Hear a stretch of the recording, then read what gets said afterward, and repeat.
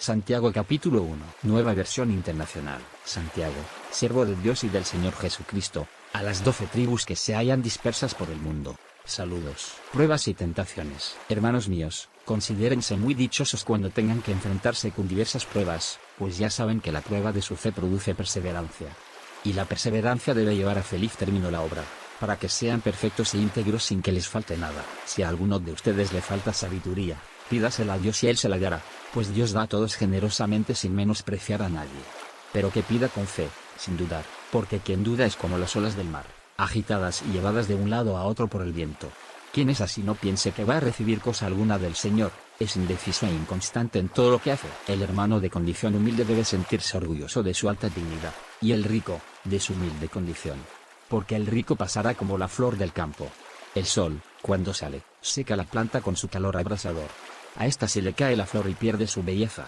Así se marchitará también el rico en todas sus empresas. Dichoso el que resiste la tentación porque, al salir aprobado, recibirá la corona de la vida que el Señor ha prometido a quienes lo aman. Que nadie al ser tentado diga, es Dios quien me tienta.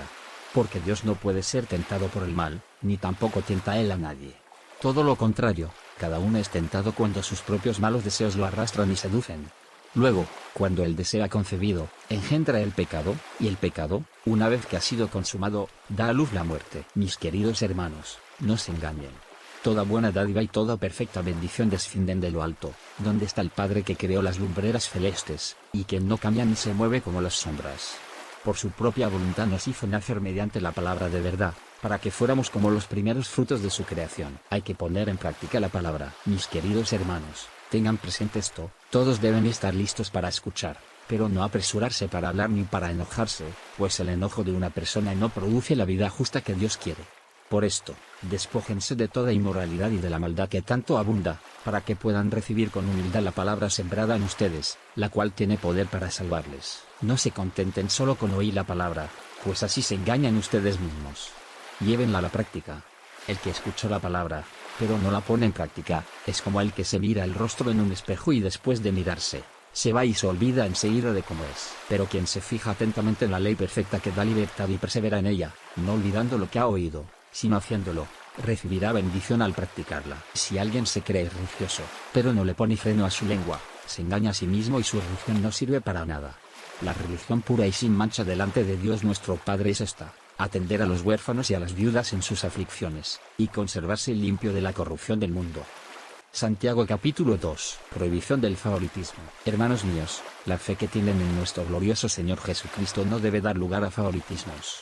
Supongamos que en el lugar donde se reúnen entra un hombre con anillo de oro, y ropa elegante y entra también un pobre desarrapado. Se atienden bien al que lleva ropa elegante y le dicen, siéntese usted aquí, en este lugar cómodo, pero al pobre le dicen, quédate ahí de pie o siéntate en el suelo, a mis pies. ¿Acaso no hacen discriminación entre ustedes, juzgando con malas intenciones? Escuchen, mis queridos hermanos, no ha escogido Dios a los que son pobres, según el mundo, para que sean ricos en la fe, y hereden el reino que prometió a quienes lo aman.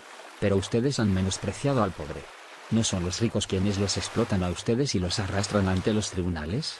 ¿No son ellos los que blasfeman el buen nombre de aquel a quien ustedes pertenecen? Hacen muy bien si de veras cumplen la ley suprema de la Escritura, ama a tu prójimo como a ti mismo, pero si muestran algún favoritismo, pecan y son culpables, pues la misma ley los acusa de ser transgresores. Porque el que cumple con toda la ley, pero falla en un solo punto, ya es culpable de haberla quebrantado toda. Pues el que dijo, no cometas adulterio, también dijo, no mates. Si no cometes adulterio, pero matas, ya has violado la ley. Hablen y pórtense como quienes han de ser juzgados por la ley que nos da libertad, porque habrá un juicio sin compasión para el que actúe sin compasión. La compasión triunfa en el juicio, la fe y las obras. Hermanos míos, ¿de qué le sirve a uno alegar que tiene fe si no tiene obras? ¿Acaso podrá salvarlo esa fe?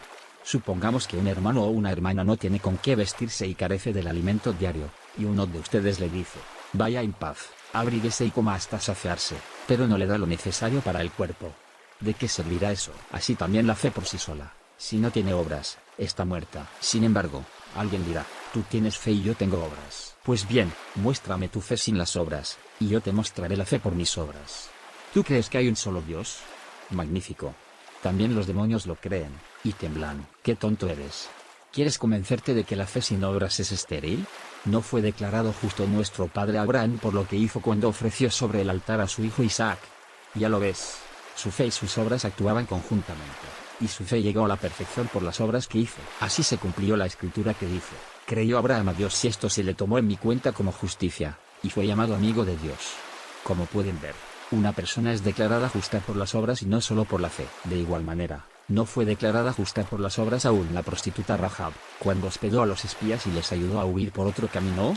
Pues, como el cuerpo sin el espíritu está muerto, así también la fe sin obras está muerta.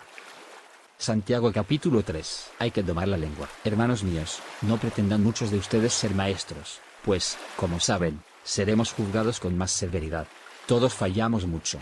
Si alguien nunca falla en lo que dice, es una persona perfecta, capaz también de dominar todo su cuerpo. Cuando ponemos freno en la boca de los caballos para que nos obedezcan, podemos controlar todo el animal. Fíjense también en los barcos. A pesar de ser tan grandes y ser impulsados por fuertes vientos, se controlan por un pequeño timón a voluntad del piloto. Así también la lengua es un miembro muy pequeño del cuerpo, pero hace alarde de grandes hazañas. Imagínense qué gran bosque se incendia con tan pequeña chispa. También la lengua es un fuego, un mundo de maldad entre nuestros órganos. Contamina todo el cuerpo y, encendida por el infierno, prende fuego a todo el curso de la vida. El ser humano sabe domar y, en efecto, ha domado toda clase de fieras, de aves, reptiles y bestias marinas, pero nadie puede domar la lengua. Es un mal irrefrenable, lleno de veneno mortal. Con la lengua bendecimos a nuestro Señor y Padre, y con ella maldecimos a las personas, creadas a imagen de Dios. De una misma boca salen bendición y maldición. Hermanos míos, esto no debe ser así. ¿Puede acaso brotar de una misma fuente agua dulce y agua amarga? Hermanos míos, ¿acaso puede dar aceitunas una higuera o higos una vid? Pues tampoco una fuente de agua amarga puede dar agua dulce. Dos clases de sabiduría. ¿Quién es sabio y entendido entre ustedes? Que lo demuestre con su buena conducta, mediante obras hechas con la humildad que le da su sabiduría. Pero si ustedes tienen envidias amargas y rivalidades en el corazón, dejen de presumir y de faltar a la verdad. Esa no es la sabiduría que desciende del cielo, sino que es terrenal, no espiritual y demoníaca. Porque donde hay envidias y rivalidades, también hay confusión y toda clase de acciones malvadas. En cambio, la sabiduría que desciende del cielo es ante todo pura y además pacífica, respetuosa, dócil, llena de compasión y de buenos frutos, imparcial y sincera. En fin, el fruto de la justicia se siembra en paz para los que hacen la paz. Santiago capítulo 4. Sométanse a Dios. ¿De dónde surgen las guerras y los conflictos entre ustedes? ¿No es precisamente de las pasiones que luchan dentro de ustedes mismos? Desean algo y no lo consiguen. Matan y sienten envidia, y no pueden obtener lo que quieren. Riñen y se hacen la guerra. No tienen, porque no piden. Y cuando piden, no reciben porque piden con malas intenciones, para satisfacer sus propias pasiones. Oh, gente adúltera. ¿No saben que la amistad con el mundo es enemistad con Dios? Si alguien quiere ser amigo del mundo se vuelve enemigo de Dios. ¿O creen que la Escritura dice en vano que Dios ama celosamente al Espíritu que hizo morar en nosotros? Pero Él nos da más gracia. Por eso dice la Escritura: Dios se opone a los orgullosos, pero da gracia a los humildes. Así que sométanse a Dios. Resistan al diablo y él huirá de ustedes. Acérquense a Dios y Él se acercará a ustedes. Pecadores, límpiense las manos. Ustedes, los indecisos, purifiquen su corazón. Reconozcan sus miserias, lloren y lamentense.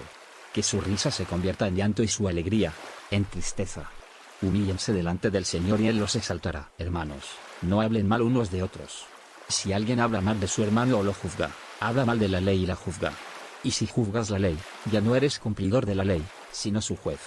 No hay más que un solo legislador y juez, aquel que puede salvar y destruir.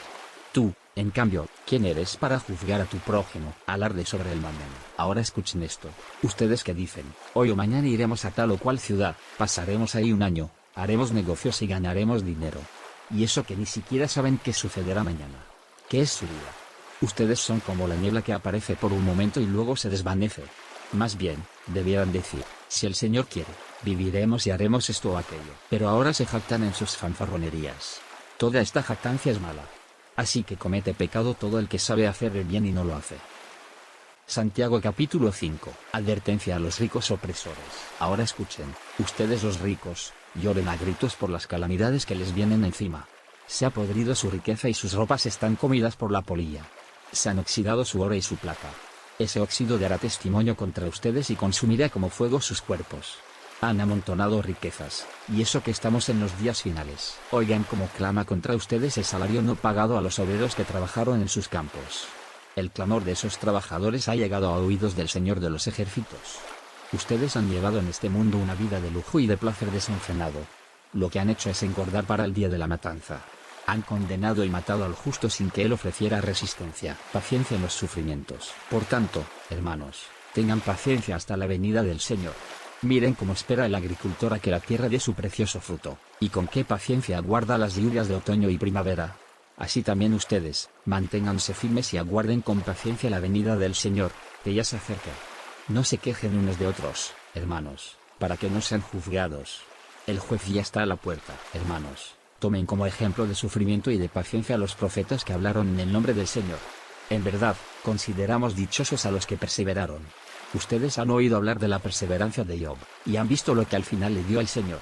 El Señor es muy compasivo y misericordioso. Y sobre todo, hermanos míos, no juren ni por el cielo ni por la tierra ni por ninguna otra cosa. Que su sí sea sí, y su no, no, para que no sean condenados. La oración de fe. ¿Está afligido alguno entre ustedes? Que ore.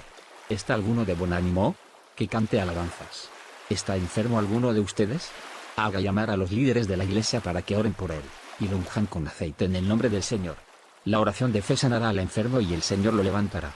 Y si ha cometido pecados, sus pecados se le perdonarán. Por eso, confiésense unos a otros sus pecados y oren unos por otros, para que sean sanados. La oración del justo es poderosa y eficaz. Elías era un hombre con debilidades como las nuestras. Con fervor oró que no lloviera, y no llovió sobre la tierra durante 3 años y medio.